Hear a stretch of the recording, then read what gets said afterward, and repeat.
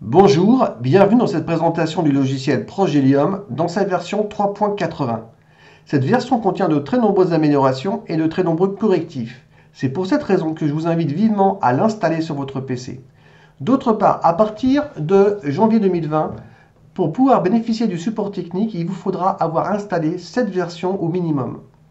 Cette version vous apporte de la stabilité et vous permettra d'installer les nouvelles versions à venir. N'oubliez pas de liker cette vidéo, cela m'aide pour promouvoir donc mon travail. Je vous remercie. A tout de suite sur mon écran pour la présentation donc de toutes ces nouveautés.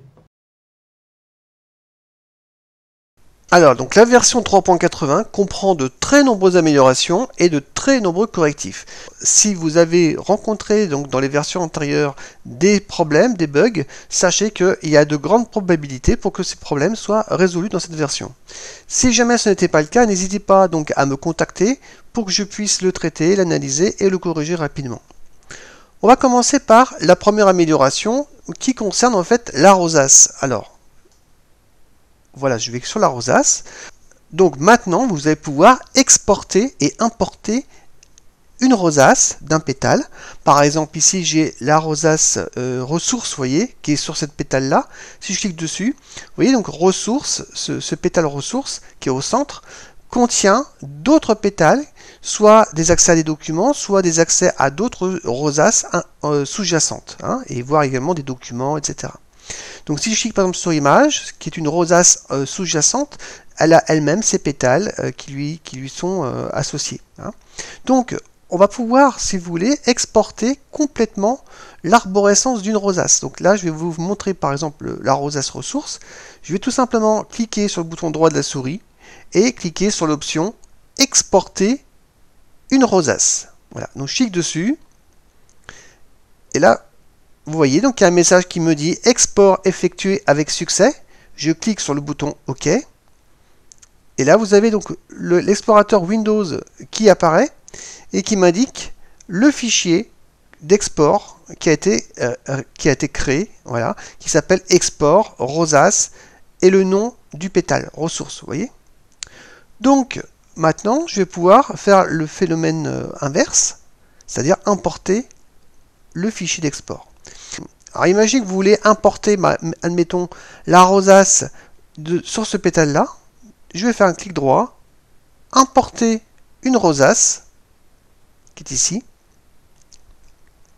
Là, ça m'ouvre donc l'explorateur Windows. Là, ça m'ouvre automatiquement le bon répertoire dans lequel je viens de faire l'export parce qu'en fait, il a mémorisé le répertoire dans lequel je venais de faire l'export. Mais sinon, c'est à vous d'aller retrouver le fichier d'export où il se situe dans l'arborescence de Windows.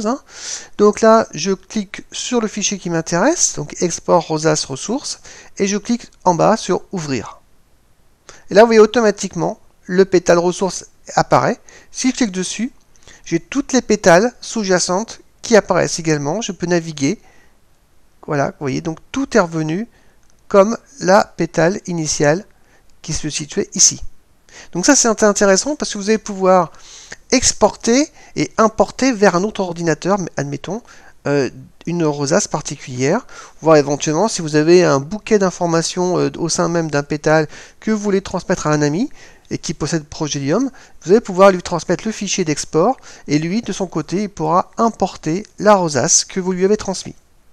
Donc là, c'est la première amélioration. Ensuite, on va aller donc dans l'explorateur Progelium.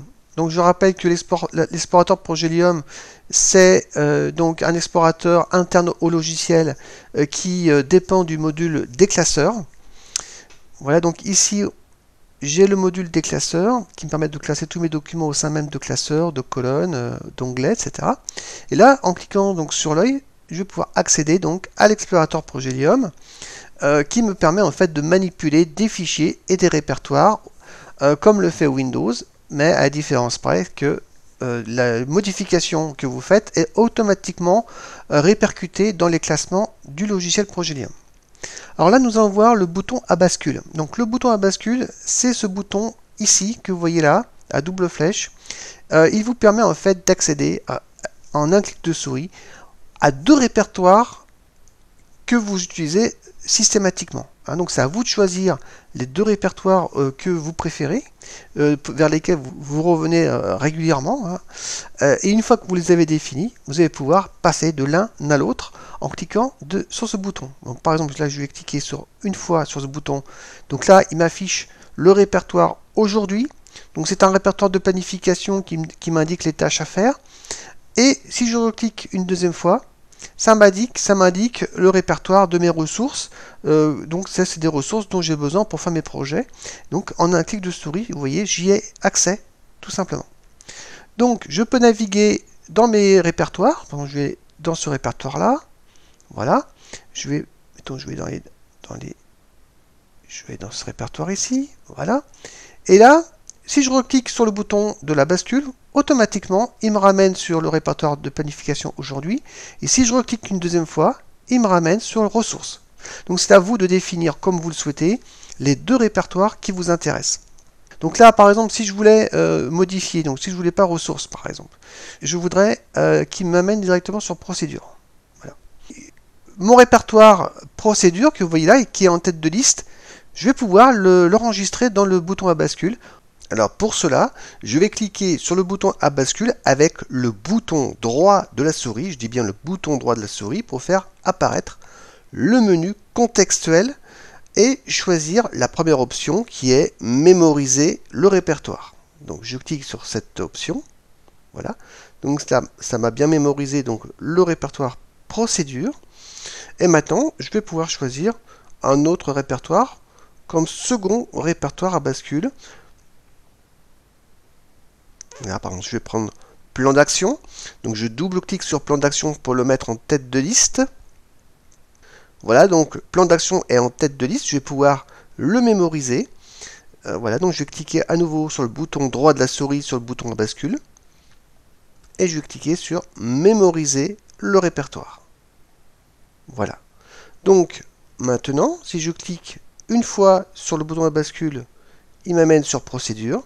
Et si je clique une nouvelle fois sur le bouton à bascule, il m'emmène sur plan d'action. Vous voyez, vous pouvez personnaliser les deux répertoires usuels d'usage fréquent. Alors, imaginons que je clique sur un autre répertoire, donc workflow, je navigue un petit peu dans mes répertoires, et puis je décide de revenir sur mes répertoires usuels, je clique sur le bouton à bascule et me ramène sur procédure. Imaginez que vous voulez inverser l'ordre de priorité, c'est-à-dire que vous ne voulez pas que ce soit procédure qui s'affiche en premier. Si je veux en fait afficher en priorité plan d'action en priorité, je vais tout simplement inverser l'ordre des répertoires en faisant un clic droit sur le bouton à bascule et choisir inverser les répertoires. Voilà, je clique sur inverser les répertoires. Maintenant, je vais pouvoir vérifier. Je vais cliquer sur le bouton à bascule avec le bouton droit de la souris et je vais cliquer sur gérer la bascule. Voilà, et là j'ai une fenêtre qui s'ouvre qui me permet d'afficher le contenu du premier emplacement. Donc là je vois bien que c'est plan d'action et la valeur, enfin le chemin d'accès du deuxième emplacement qui est bien procédure. Voilà. Donc si je fais un deuxième test, je vais dans tâches urgentes. Je veux maintenant revenir sur plan d'action, je clique sur le bouton à bascule. Vous voyez, automatiquement, j'ai plan d'action qui s'affiche en premier. Et si je clique une deuxième fois sur le bouton à bascule, j'arrive sur procédure. Donc c'est vraiment un raccourci sur les deux répertoires qui vous intéressent. Et sachez que ce bouton à bascule est vraiment spécifique au domaine sur lequel vous êtes. Le logiciel Progelium vous permet d'accéder à vos documents, à vos informations, en fonction de deux domaines précis. Donc les deux domaines sont accessibles depuis l'accès au profil. Vous voyez, donc là, vous êtes sur la première fenêtre dès que vous arrivez sur le logiciel Progelium. Vous pouvez choisir soit l'accès personnel, ou soit, en cliquant dessus, le bouton de la flèche, choisir donc l'accès professionnel. Et en fonction de là où vous vous situez, eh bien, la gestion du bouton à bascule sera différente, sera personnalisable en fonction des deux domaines en question. Donc, je reviens au domaine personnel. Voilà, je vais aller donc dans l'explorateur Progelium. Alors, je vais voir si on a fait le tour au niveau du bouton à bascule. Alors, on a vu donc la possibilité de mémoriser le répertoire, d'inverser les répertoires entre les deux emplacements. On a vu l'option gérer la bascule. Et là, vous avez la possibilité d'initialiser la bascule. C'est que si vous cliquez sur ce bouton initialiser la bascule, ça va effacer les répertoires qui sont enregistrés au niveau des deux emplacements. Comme ça, vous allez pouvoir mémoriser de nouveaux répertoires, auquel cas, quand vous allez faire mémoriser donc le répertoire, un nouveau répertoire, il va se positionner sur l'emplacement numéro 1, et quand vous allez recliquer sur le mémoriser le répertoire sur un autre répertoire, ce deuxième répertoire ira en position 2, dans le deuxième emplacement. Donc tout simplement, ça c'est pour effacer, réinitialiser le bouton à bascule. Ensuite, l'option en dernier lieu répertoire précédent, ça vous permet en fait de revenir sur le répertoire précédent de là où vous vous situez actuellement. Hein. Alors pour rappel, c'est pas une nouveauté, mais c'est juste pour vous rappeler que vous avez la gestion des favoris grâce à cette petite étoile, qui vous permet en fait de retrouver vos répertoires ou documents favoris, et également les répertoires que vous avez récemment consultés, et également en dessous, les documents récemment consultés. Donc si, imaginez que vous avez consulté dans la journée des documents des répertoires, et puis vous vous rappelez plus où ils se trouvent, il vous suffit de cliquer sur l'un de ces boutons pour afficher donc l'ensemble des fichiers ou des répertoires que vous avez récemment consultés. Ça vous permet en fait de les retrouver facilement. Moi, je vais retrouver un répertoire favori. Voilà. Donc je vais choisir par exemple vendre un logiciel. Donc c'est une petite procédure que j'ai fait juste pour la démonstration. Donc c'est une procédure qui comprend 9 tâches, vous voyez. C'est pour vendre un logiciel, donc j'établis en fait les différentes tâches à accomplir. Voilà, donc je vais recliquer sur le bouton favori ici pour effacer, vous voyez, les 3 boutons. Voilà. Alors maintenant, je vais vous montrer comment numéroter. Vous voyez que mes tâches elles sont numérotées de 1 à 9. J'ai fait cette opération en cliquant sur ce bouton. Vous voyez ce petit bouton avec une flèche qui va vers le bas. Donc maintenant, comme les tâches sont déjà numérotées, si je reclique dessus, eh ben, ça va me faire l'action inverse, c'est-à-dire ça va me les dénuméroter. Voilà, vous voyez, donc là les numéros sont partis. Si je reclique dessus, sur le bouton de numérotation, ben, ça va me les renuméroter tout simplement. Voilà. Alors ce bouton d'accès rapide correspond exactement à l'option qui existait auparavant. En faisant un clic droit, vous aviez ordonné et vous aviez donc numéroté. Et puis annuler la numérotation, vous voyez. Donc maintenant, là, vous avez un accès rapide directement via ce bouton-là. Alors maintenant, vous pouvez déplacer une tâche ou un document, hein, c'est la même chose, un document via ces flèches. Une flèche vers le haut ou flèche vers le bas. Alors imaginez que je veux déplacer la tâche numéro 3. Alors pour que ce soit visuel pour vous via la vidéo de formation, je vais la passer en rouge. Vous avez la possibilité de passer une couleur, donc je vais cliquer sur le bouton rouge, vous voyez, le petit bouton rouge, qui a une signification en fait qui indique que c'est une tâche à faire.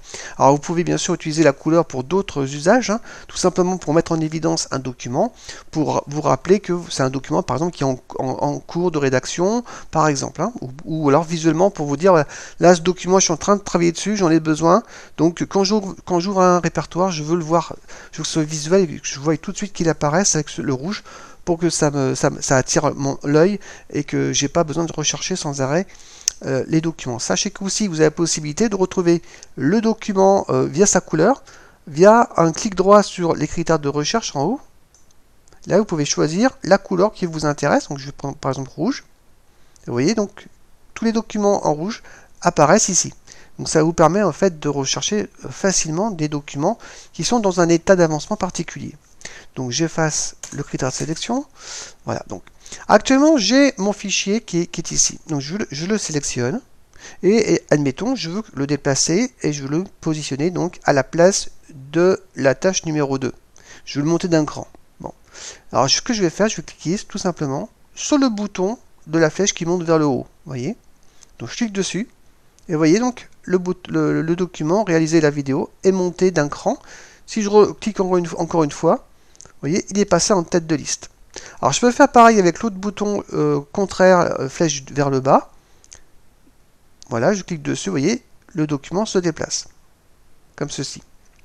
Alors, il y a également une fonctionnalité qui vous permet de remonter en tête de liste votre document ou en fin de liste automatiquement, sans que vous ayez besoin de cliquer plusieurs fois sur le bouton de haut ou de bas. Alors, si vous voulez mettre ce document, mettons, qui est ici, l'option 03, le mettre en tête de liste directement, mais il suffit de double-cliquer cette fois-ci sur le bouton de la flèche qui va vers le haut. Donc je double-clique dessus, et vous voyez, automatiquement, le document est passé donc en tête de liste. Et inversement, si je double-clique sur le bouton de la flèche vers le bas, vous voyez donc le document est arrivé tout en bas. Voilà. Donc, vous voyez donc une souplesse en termes d'agencement, d'ordonnancement des documents, avec ces boutons d'accès rapide qui sont assez utiles. Hein. Alors, là, vous voyez que les numéros maintenant correspondent pas à l'ordre réel des documents, donc il va falloir renuméroter. Donc pour cela, on va cliquer 2 fois sur le bouton de numérotation. Pourquoi 2 fois? Parce que comme les numéros, comme les fichiers sont déjà numérotés, il va d'abord falloir les dénuméroter, et après recliquer une deuxième fois pour les renuméroter. Donc c'est parti, je clique une fois, vous voyez. Donc là j'ai les fichiers qui n'ont plus leur numéro à gauche, et mon document que j'ai déplacé tout en bas, il est toujours là. Je reclique une deuxième fois sur le bouton de numérotation, et voilà, donc tous mes documents sont numérotés correctement.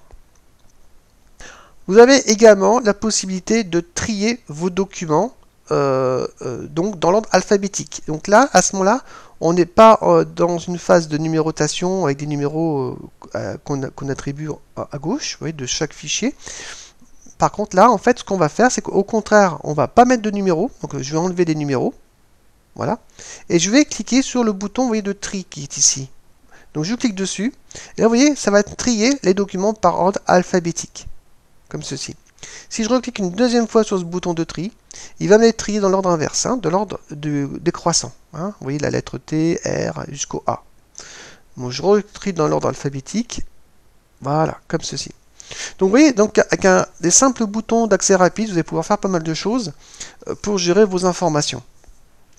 Alors maintenant, on va voir la gestion des raccourcis. Sachez que la gestion des raccourcis Progelium a changé à partir de cette version. Alors qu'est-ce qui diffère par rapport à la dernière version précédente? C'est que les raccourcis Progelium maintenant sont invisibles du côté Windows. Il est vrai que les raccourcis donc Progelium sont tout simplement des liens un peu similaires en fait aux raccourcis Windows, hein, qui vous permet en fait d'accéder à des répertoires ou des documents via un petit lien, des petits fichiers. Je peux vous montrer comment l'écrire d'ailleurs, pour ceux qui ne connaissent pas. Imaginez par exemple j'ai ce document là. Si je veux créer un raccourci vers ce document là, il suffit de faire un clic droit et je vais cliquer sur créer un raccourci. Vous voyez, donc Windows permet de créer ses propres raccourcis vers des documents ou des fichiers. Donc là, j'ai créé mon raccourci, donc il me l'a mis ici. Vous voyez. Donc si je clique sur ce raccourci, il va m'ouvrir en fait ce document-là. C'est la même chose. Hein. À part que c'est un lien. C'est qu'en fait là, il ne m'a pas dupliqué les documents. J'ai qu'un seul document. Et ça, c'est tout simplement un lien qui pointe vers celui-ci. Donc l'avantage de faire ça, c'est de pouvoir, par exemple, mettre ce lien dans un répertoire à part.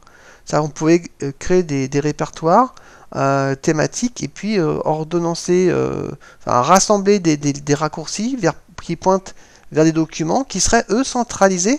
Donc ça faciliterait, par exemple, la sauvegarde, par exemple. Hein, ou pour faciliter la gestion des documents quand ils sont centralisés, plutôt qu'ils soient tous éparpillés dans des sous-répertoires. Alors que là, c'est uniquement les raccourcis qui seraient dispatchés selon des classements de thématiques. Alors l'inconvénient de Windows, c'est que si vous changez le nom du document ou si vous le déplacez vers d'autres répertoires, eh bien à ce moment-là, le raccourci ne fonctionne plus. Alors que les raccourcis Progelium, eux, fonctionnent. C'est que si vous modifiez le nom du document ou déplacez le répertoire, ou si vous modifiez le nom d'un répertoire qui fait partie du chemin d'accès au document, eh bien Progelium saura toujours retrouver votre document et l'ouvrira via son raccourci. Donc je reviens à Progelium. Voilà. Et donc, je vais vous montrer comment créer un raccourci si vous ne l'avez pas déjà fait. Donc on va cliquer sur le document qui nous intéresse et je vais cliquer sur créer un raccourci. Oui. Donc à ce moment-là, vous voyez donc le nom, le fichier donc a été créé et contient le même nom. Et à la fin, à droite, vous avez le point .rac qui spécifie que c'est un raccourci. Donc ce document-là n'est pas une duplication. Ce document n'est pas une duplication du fichier initial. Ce n'est qu'un lien d'accès. Alors, la grosse différence par rapport à la version d'avant, c'est qu'en fait, ce fichier, ce raccourci, en fait, vous n'allez pas le voir dans Windows.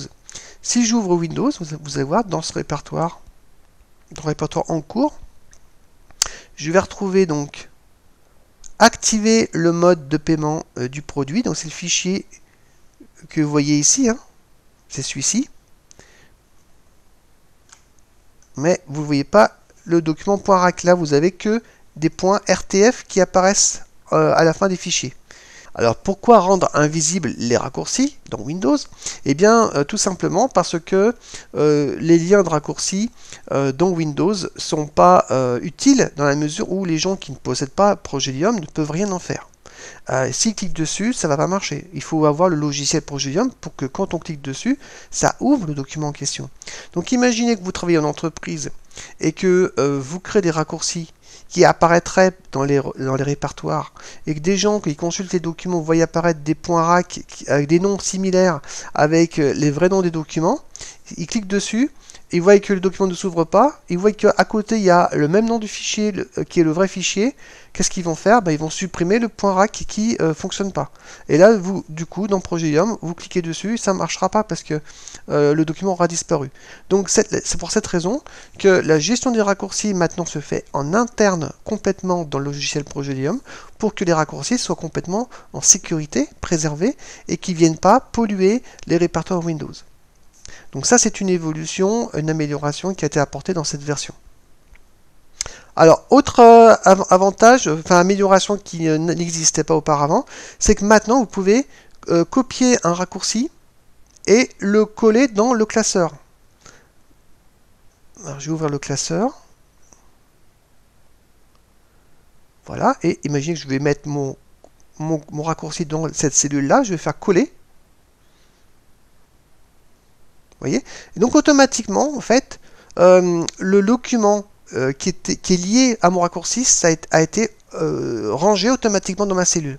Donc ce qui est intéressant, en fait, c'est que le logiciel Progelium a su retrouver le document qui est lié au raccourci et me l'a rangé donc dans la cellule en question. Voilà, donc si je double-clique dessus, automatiquement, ça va m'ouvrir le document en question. Donc je retourne donc à l'explorateur Progelium. Voilà. Alors les raccourcis, vous pouvez bien sûr les copier, les couper, les coller dans d'autres répertoires. Et donc ça c'est intéressant, notamment par exemple pour classer des photos, en évitant de les dupliquer. Si vous avez beaucoup de photos, et sachez que vous savez très bien que les photos, ça prend beaucoup d'espace mémoire. Si vous voulez donc classer vos photos sans les dupliquer un nombre de fois important, à ce moment-là, ce qui est intéressant d'utiliser, ce sont des raccourcis sur des photos. Et comme ça, vous pouvez classer vos photos, non pas les photos en elles-mêmes, mais les raccourcis sur les photos. Ainsi, quand vous cliquez sur les raccourcis, vous verrez bien apparaître la photo qui correspond, mais vous n'allez pas dupliquer vos photos dans différents répertoires. Toutes vos photos seront toujours dans un même répertoire, mettons classées par année, ou dans un sous-thème, vacances d'été, ou ceci ou cela. Alors un autre usage important des raccourcis, c'est la gestion des workflows. Alors pour ceux qui travaillent en entreprise ou éventuellement des particuliers mais qui ont besoin d'organiser de manière un peu drastique leur information, leurs documents, la gestion des raccourcis est vraiment très utile pour justement centraliser d'une part vos documents, vos procédures dans un répertoire centralisateur, et par contre créer des raccourcis qui eux seront classés par thématique bien précise. Et vous allez pouvoir donc créer des raccourcis et de façon à pouvoir les ordonnancer comme des tâches à faire. Vous voyez?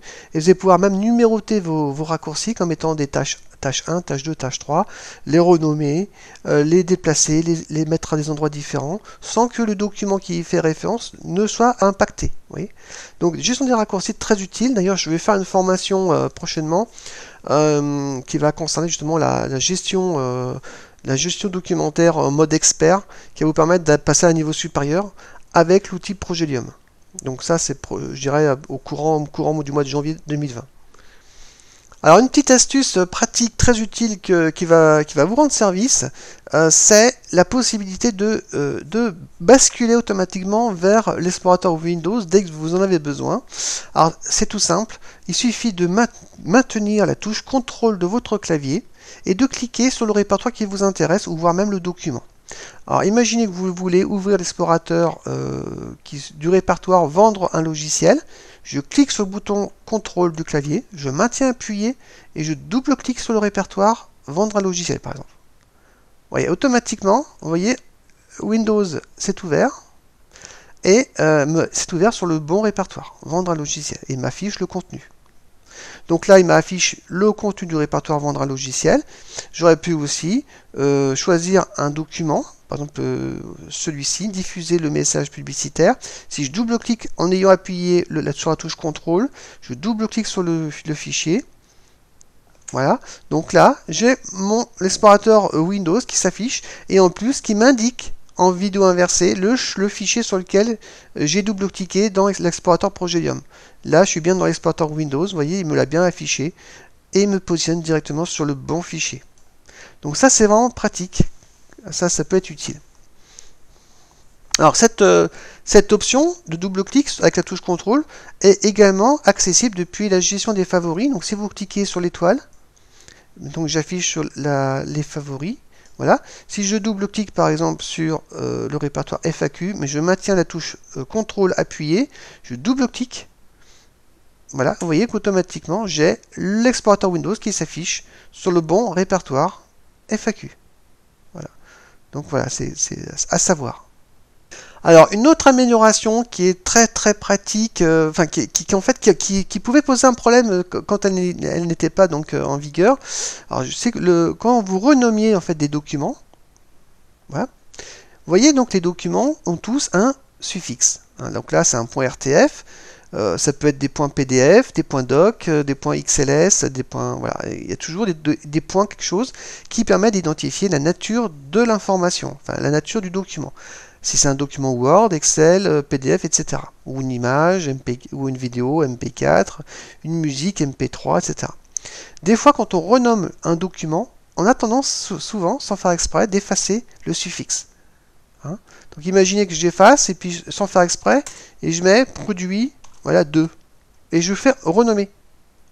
Avant, ça effaçait le suffixe. Et le problème, c'est que quand on double-cliquait sur le document, et bien le document ne s'ouvrait plus parce que le logiciel ne savait plus quel type de document il s'agissait. Maintenant, le logiciel restitue automatiquement le suffixe même si vous l'avez effacé. Vous voyez un exemple, je vais renommer. Automatiquement, vous voyez, le point .rtf est revenu automatiquement. Alors par contre, si vous voulez modifier le suffixe, c'est possible. Donc si je mets RTF et puis je mets 2 par exemple, je fais renommer. Et là, vous voyez, il m'a bien renommé le suffixe en question. Donc là, ça c'est vraiment important. C'est une amélioration qui est transparente pour vous, mais sachez que c'est une amélioration qui empêche d'avoir ce type de problème. Alors j'ai oublié de vous donner aussi une autre astuce pratique concernant les raccourcis qui vous permet en fait de retrouver le répertoire dans lequel se situe le document auquel on fait référence. Alors, je m'explique. En fait, constant les documents qui se situent dans le répertoire en cours, qui est ici. Là, c'est vendre un logiciel. C'est le répertoire qui apparaît en noir et en gras, en tête de liste, vous voyez.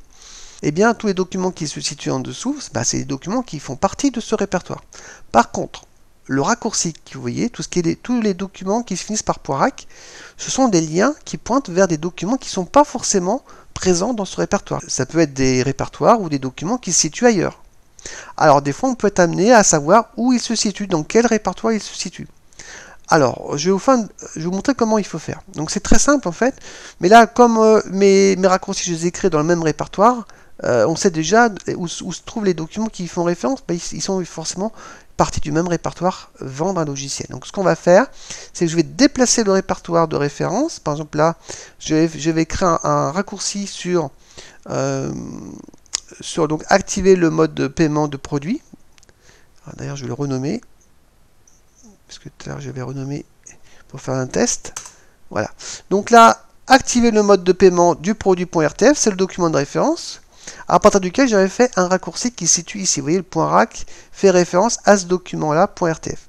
Ce document d'origine, je vais le copier, je vais même le couper, je vais le déplacer, et je vais le mettre ailleurs. Ben, je vais le mettre ici, vous voyez, dans le répertoire parent.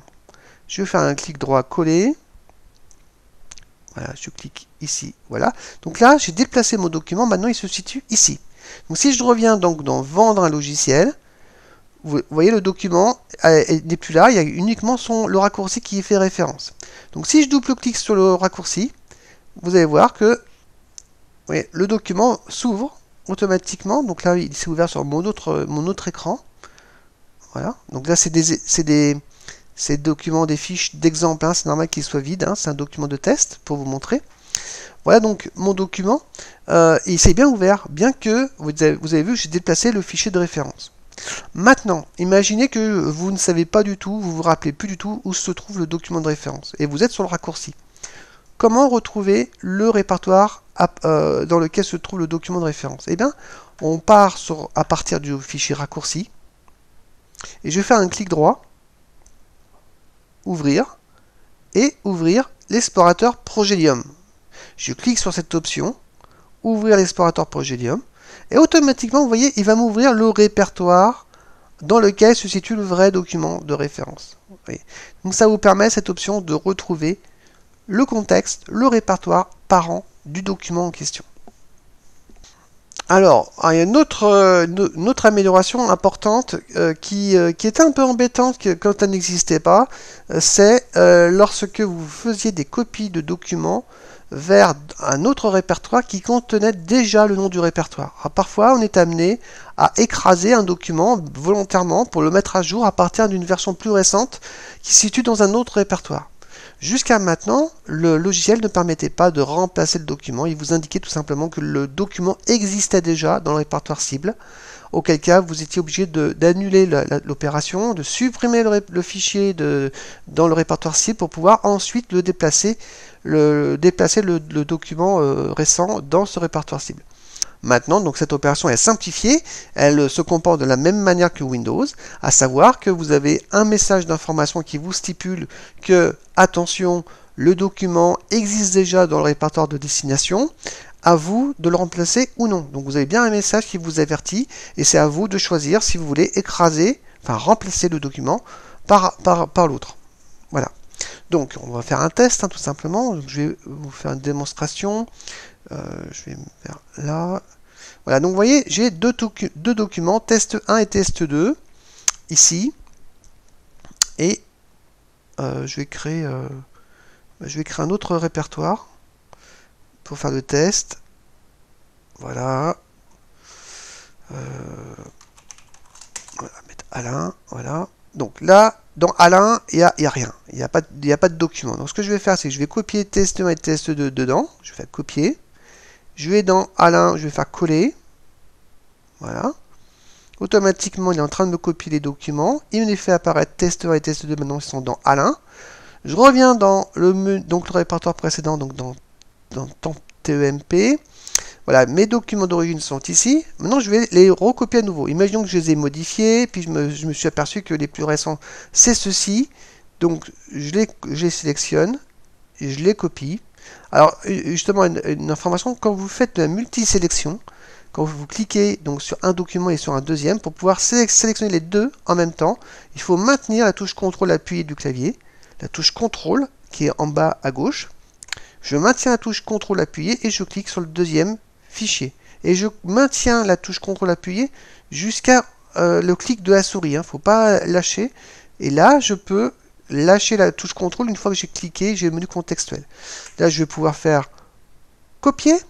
Ouais. Et là, ensuite, je vais pouvoir aller dans Alain. Voilà, et je vais faire coller. Et là, qu'est-ce qu'il me dit? Il me dit, vous voyez, cette fois-ci, il me dit est-ce que vous voulez remplacer le fichier dans la destination parce qu'il existe déjà. Parce qu'il y a bien un message qui me stipule la destination comprend déjà un fichier nommé test1.rtf. Alors vous pouvez ignorer ce fichier et il va passer au document suivant. Ah, là il vous indique la destination comprend déjà un fichier nommé test2 cette fois-ci. Donc là je peux donc ignorer ou remplacer si je veux. Il y a une autre possibilité également, c'est imaginer que vous avez fait la copie d'une cinquantaine de fichiers et puis vous vous rendez compte que vous êtes trompé. Et bien vous pouvez tout annuler, c'est possible. Il suffit de cliquer sur la croix en haut de la fenêtre, auquel cas tout va s'interrompre. Je fais ça, vous voyez, interruption de la copie, et le processus de copie est annulé. Voilà. Bah écoutez, je crois que c'est tout, on a fait le tour des améliorations. Donc je vous rappelle qu'il y a également une amélioration au niveau de la rosace, qui vous permet en fait d'exporter et d'importer des rosaces. D'ailleurs, je vais également vous proposer des rosaces d'information clé en main que vous allez pouvoir implémenter automatiquement dans votre rosace via donc la fonction d'import. Donc je vais voir, je pense que ça va être des outils pratiques sur internet que je vais rassembler sous forme de bouquet, sous forme de rosace, que vous allez pouvoir en un clic de souris implémenter automatiquement dans une rosace et pouvoir y accéder comme ça facilement. Je vous remercie beaucoup pour votre fidélité. Si vous souhaitez promouvoir mon travail, eh bien vous pouvez liker cette vidéo, la diffuser autour de vous pour me faire connaître. Merci à vous encore et je vous souhaite de très bonnes fêtes de fin d'année. Pour ceux qui voient cette vidéo en 2020, eh bien une très belle année 2020. À bientôt. Merci. Au revoir.